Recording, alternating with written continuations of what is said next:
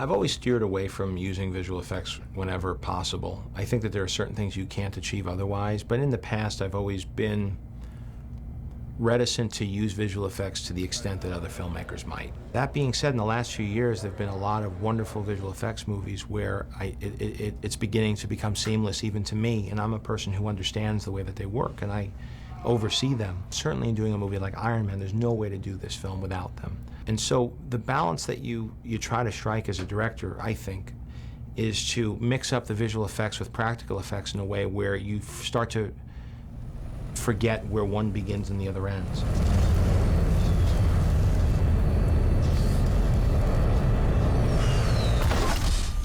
Okay.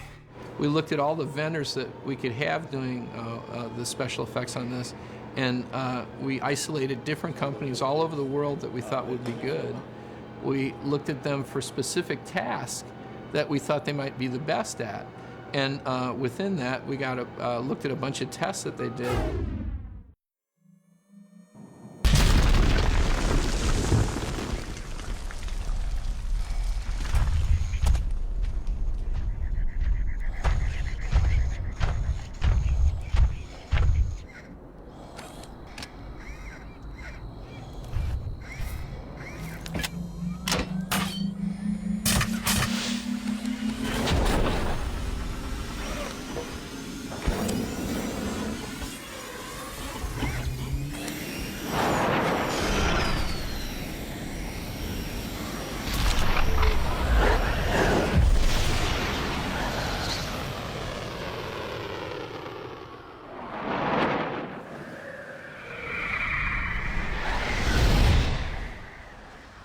Right now we have 3 companies doing the visual effects for Iron Man.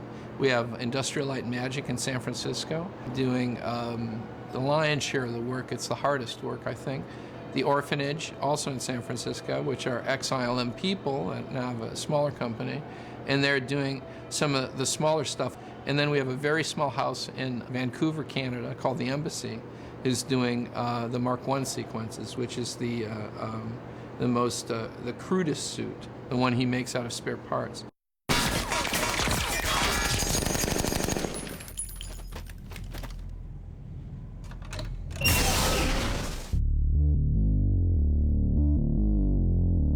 Doing Iron Man, it's something that's been a lot longer process. It's more like a marathon than a race, but it's been something that everyone's been really, really into doing.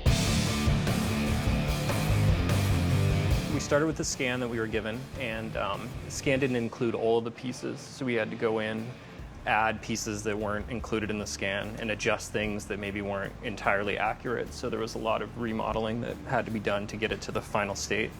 And then we had to also do what we call unwrapping, which is you give this look, you basically flatten out all the pieces so you can then texture it with photos or hand-painted textures. We were also given a lot of high-res images of Robert Downey because there's a few shots where he approaches camera, the suit comes right by camera. And so using those images, again, we have to like flatten it out to get facial textures going. The first Mark suit has all the different signatures of all the parts that are on it. So, you know, you'll see a little bit of paint from one, you know, an insignia of Stark Industries from another. Little details like spinning fans in the back and things like that were added too. We did also rig up these pieces. These have the drive belts that kind of control his legs. So every time you move the leg up, everything rotates to correspond. Well, it's pretty damn close to the actual practical guy. I think we can cut back and forth, and it's pretty seamless, I think.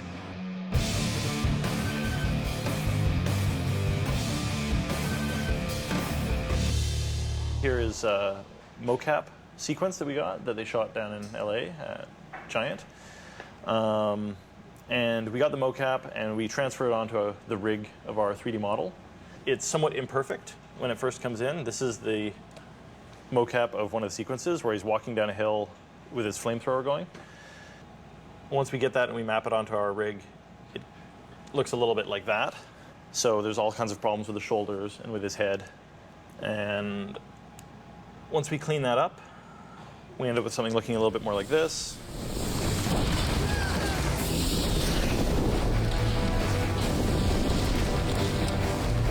This is based on a still shot. So we have a still plate that was actually scanned at eFilm at 4K so that we can move in on the plate and actually do a camera move down through it that's added into post. But anyway, we take all those layers, which are the CG Iron Man. There's computer-generated smoke that goes in front of him as well to blend him back into the background.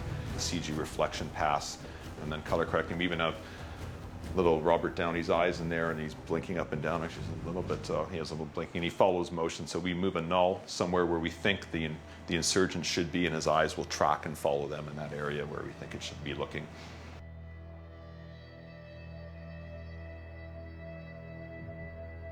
So this is one thing we did where, for one thing, the guy in the suit could not stand up like this or bend in that position. Even when we motion captured the actor, there's still some issues where you would see pass through. His hand may move and his forearm may intersect with his bicep, or his hip may intersect with something else. Like right in here, you can see this has to be really close where it's actually moving and not intersecting with his hip to make it look real. And then once the CG is done, it comes down here, and the compositors put everything else together and make it look real. This is a really interesting shot here because actually the director Jon Favreau is actually the motion capture actor in this particular scene. And the original shot was done with the practical guy in the suit.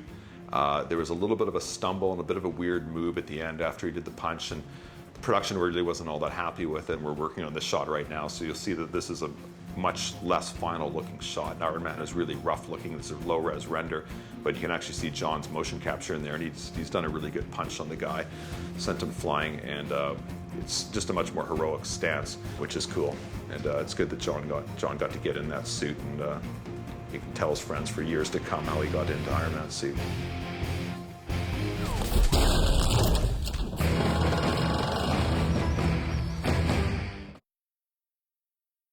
Everyone in our industry wants to make shiny metal robots, you know? So having big metal robot guy running around blowing things up is kind of your dream job.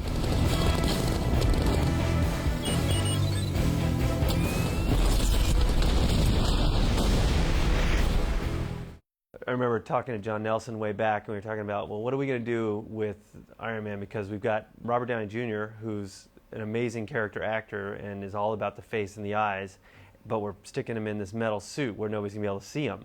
How are we going to solve that problem? Gauge heads-up display. Check. Import all preferences from home interface. Will do so. 19 months ago, I walked into visual effects supervisor John Nelson's office, and on his wall, he had a picture from 2001, A Space Odyssey, of Dave in his helmet with all the reflections on his face in the slit scan sequence. And I said, well, what's that doing on the wall? And he said, well, come with me. And we walked over to the storyboard artists, and they had drawn these shots of Tony inside his mask. But they weren't inside his mask because there was this depth to it with graphics in front of his face. And I said, that's going to be the coolest thing in this movie. The HUD was, in many ways, kind of the dream job that we always are sort of dying to get at the Orphanage. I mean, you know, we're a visual effects house, and oftentimes we are asked to do visual effects where it's like, make this jet look exactly like a jet, or make this explosion look exactly like you know exactly what it looks like. And the HUD was one of these things where make something that you've never seen before, that nobody's ever seen before, but yet something that everybody thinks is really cool.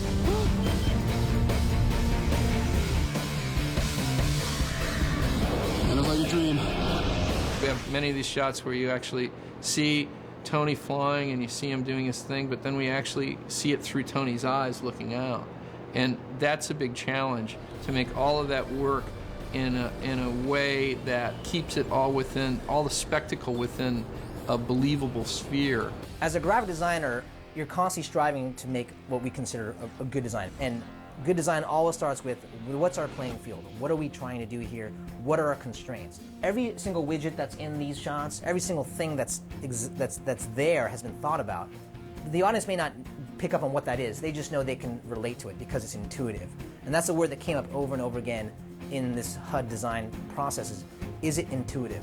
Every widget was supposedly a collapsed, complex mechanism. But once it was activated, it would explode open in z-axis space. So information is simple at first, but then becomes more complicated and revealed as you need it. The other notion was that it's sometimes Jarvis is bringing up information to him, and sometimes he's calling information from Jarvis. Sir, it appears that this suit can fly. Duly noted. Take me to maximum altitude. With only 15% power, the odds of reaching that are... I know the math! Do it! John Nelson came to me and said 3 things had to happen. One, it had to be performance driven. You had to always feel Robert, what he was doing, and you couldn't obscure his performance. You had to let it drive what happened. Two, you had to let the Z-axis, you had to really feel the Z-axis space in the HUD. So you wanted to feel the depth of when graphics came to him and how it was displayed. And three, you should always have what he called an alpha event, or something that it was doing at that moment. So each shot has one thing, at least one thing that you could point to and say, this shot's about targeting. This shot's about horizon lock. So once we sort of figured that out, it drove the rest of the process. Our approach on the design of all the HUDs together was that the Ironmonger HUD was the HUD that Stark Industries released to the military. So it's a bare bones, aggressive fight battle HUD. And so we used sort of this vector style of graphics, and Jon Favreau sort of referenced these kind of asteroids and that level of graphics. And so we use that as sort of the touchstone for the Monger HUD. And it's aggressive, and it's mean, and it's a little bit primitive in sort of what you would expect the military to have. Then we went to Tony. We said he would take that technology and make it his own. He would make it slick just like he is. He would really think about the UI design. You know, we had so many conversations about color. 80s was kind of like amber was high tech, and then in the 90s it kind of went into blues and cyan. So we went with a cyan, which was not quite a blue and yet not quite a green. If you notice in the beginning of the HUD work, there are two modes. He's in sort of the beginning analysis mode, and then he switches into flight mode, and all the widgets sort of move around and they do this sort of conversion process. We said, we need to show progression, because all of Tony's technology shows progression throughout the movie. So by the time he gets to the Mark III, it's just one HUD, whether he's on the ground or whether he's in the air, and that was a conscious choice to show the progression. So it was funny because Wesley Sewell, who was an additional supervisor for the production on the show, came to me when I was sort of doing my early look dev on the HUDs, and he said, you know what would be cool? White HUD. And I looked at Wes and I said, that's a great idea. And we can use color to accent. The white interface is the cleanest, the simplest. In a way, it's like the least obvious and the most obvious at the same time. Because we thought, simplify is going to make it really clean and simple. I think that that's what makes the Mark III successful, is that it is predominantly white, and that you have color, pops of color for attention. Boom, the power's low. Boom, right here we're targeting. All these things come up because of the color. The Mark II, there's kind of a new widget for everything. There's a radar widget, there's a speed widget, there's like there's a diagnostics widget, there's all these different things. Then we thought there should be one, we call it the Omega widget, one widget that has this kind of like, sort of like an iPod, sort of like a DVD player, north, south, east, west, kind of a really basic design that we all know and understand, with 4 quadrants. So in its rest state, we have navigation at the top, sort of health at the bottom, power on this side, and diagnostics on that side, and some targeting and some other information.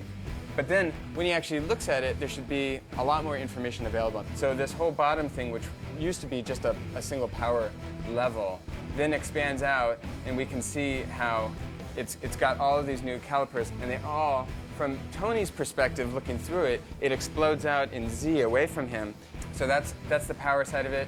Then the health side of it, at first there's a couple parameters for the health, and then it explodes out and shows him a little Iron Man and his own kind of thing. And then the navigation is the same way. Extra controls kind of pop up.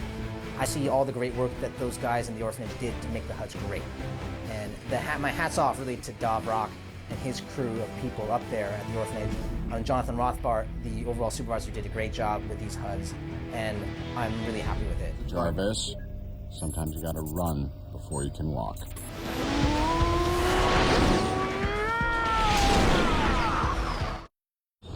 Time to hit the button!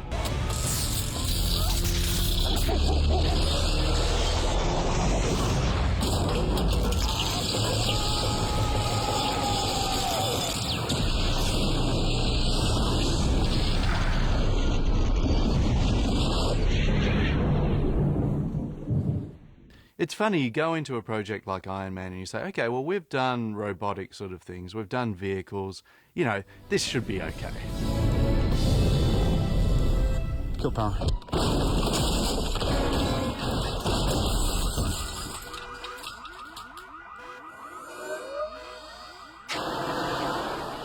This film has a real unique difference from robot films in that the characters are you know, they're human beings inside these suits. They're more like knights in armor. In this film, the challenges were to sort of take a armor that he creates for himself and extend that in computer graphics in a way that you buy completely as being something that Robert Downey Jr. is wearing. Please try not to move. What's going on here?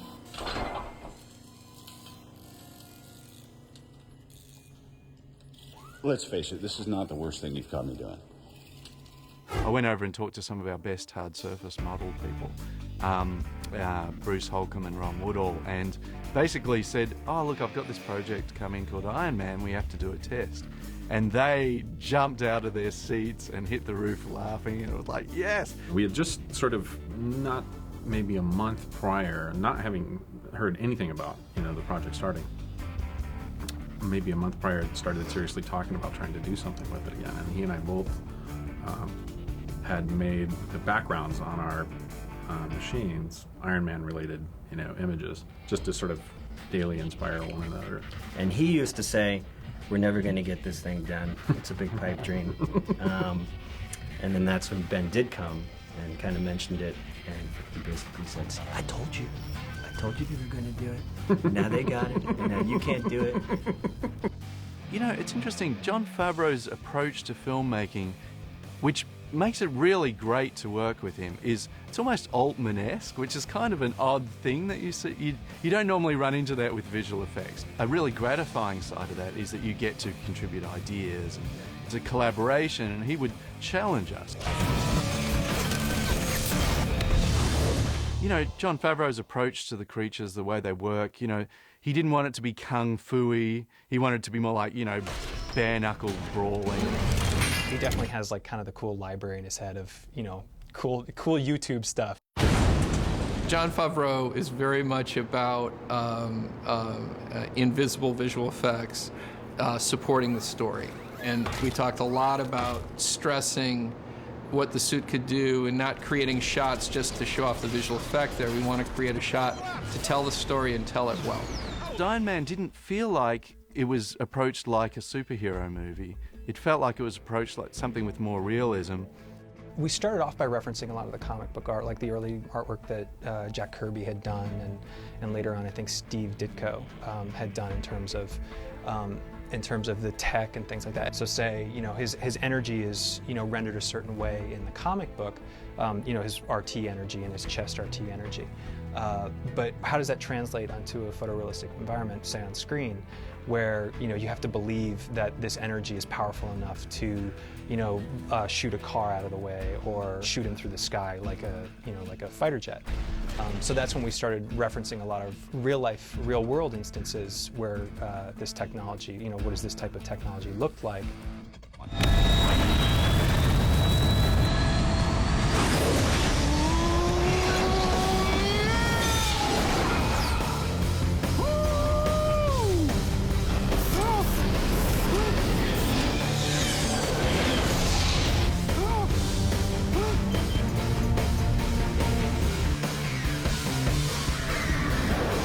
Dream. We actually put a lot of work into saying, okay, based on the design of the suit, how would he then use this to fly? How would he make his flaps come out? What would he use to steer? That sort of thing. Tony's suit is so tricked out and fully featured, and bits fold out of it, and he's got weapons that pop up from it. And we actually built a whole underlayer to the suit to try and make it, you could really see, I can kind of get a sense of how this thing's driven and how it protects him and makes him strong. All of the undertech stuff that is underneath the suit kind of got developed as we went along through the movie. And there are many shots of Robert Downey Jr. with a lot of the undermech on his arms and then on the boots, which I think they made practically as well.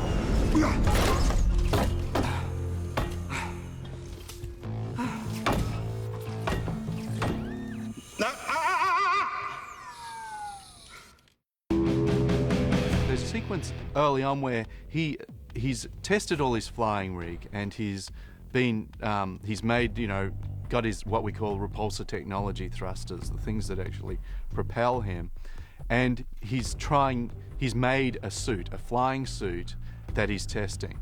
And so we've got these big tracking shots that go around the silver suit as it starts folding pieces out and testing the flying surfaces. So there's these shots which we'd shot with the practical suit where the camera dollied around the practical suit. But we ended up, replacing it in these shots because we really needed just everything to move. But we had, it gave us really good reference, and then we could, just make it that bit sweeter. It's just so much fun to see all those pieces moving. And so that's a lot of, again, in terms of the design of the suit, it was taken to a certain stage in the practical suit, and then once we got into the computer world and we really wanted to move things and have bits move, then we sort of modified things so that we could get a lot more action out of it, a lot more interest. The goal was to kind of not make him so much of a transformer, more as like his armor is unified. And that's, I think we wanted to get away from the vacuum form look and more of like the parts were mechanized for a purpose. Interestingly, what happens for that shot is we do a match move on it where we try to get the position of the camera and the position slightly of the creature, the suit. Then our animator and creature dev person comes in and start moving all the pieces. And then we go in the long process of lighting these. So this is a take where we have the real one, and on the side we have our CG one. Getting the metal look on both the Mark II, where he's unpainted and it's this kind of brushed metal look, and the Mark III, where it's the red and gold, has been really tough. It was a struggle to get that brushed metal looking right on the Mark II, but we sort of realized that we basically got there when Jon Favreau and John Nelson, the client-side effects suit, they started forgetting which bits were the real suit and which bits were the brushed metal suit.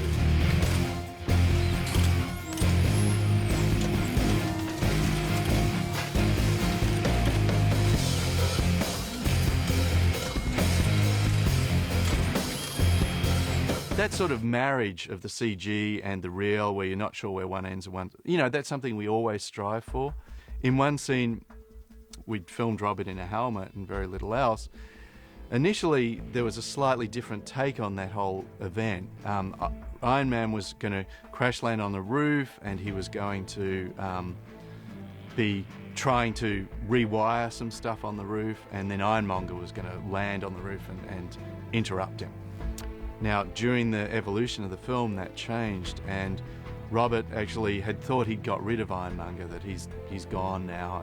I've solved the problem. I've got to limp back home on, one RT because the other one's busted up, and somehow make it back to the Stark campus. And he gets back to the campus, ends up crash landing on the roof of the Tokamak building, and so I'm done. Take off my helmet, take off my glove. And none of that was in the original performance. It was basically the original performance was him sort of walking forward, talking, and then turning around. So the animators had to come in and put a front end on that because we still needed him to open the helmet and it be Robert Downey and it all to match. But the front end, he had to do a quite different performance while he was still Iron Man. I'm almost out of power. I gotta get out of this thing. I'll be right there.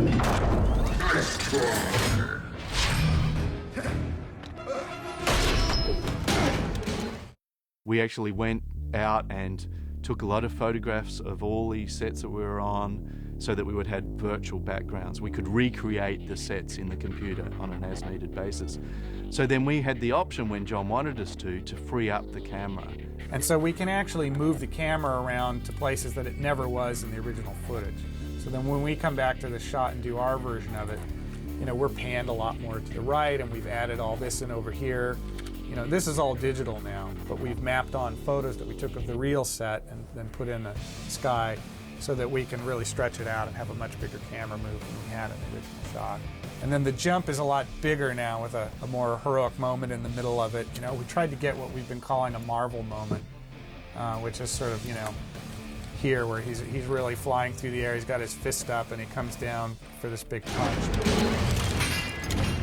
In that case, what we did is we recreated the background, and then we had the buildings that are just behind, we had the city, and then the sky, and of course the two creatures, and that's what gives us the final result with a lot of smoke, and the effects of the repulsor that Jeff will talk about.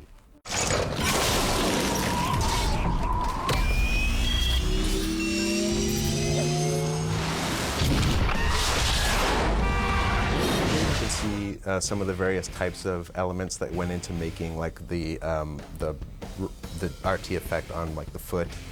There were a lot of sort of powerful sort of flamey elements that then would get built up. We add sort of glowy cores. We added elements such as this one to sort of that we could animate on a shot-by-shot basis and sort of emphasize different aspects of it, make it feel more powerful at times when he really wanted to goose it and accelerate through the frame. All right, let's see what this thing can do. What's SR-71's record? The altitude record for fixed-wing flight is 85,000 feet, sir. Records are made to be broken. Come on! It's been great. It's been really fun. It's a great way to kind of shake things up. I wish I had a suit like that. Good job. Good job.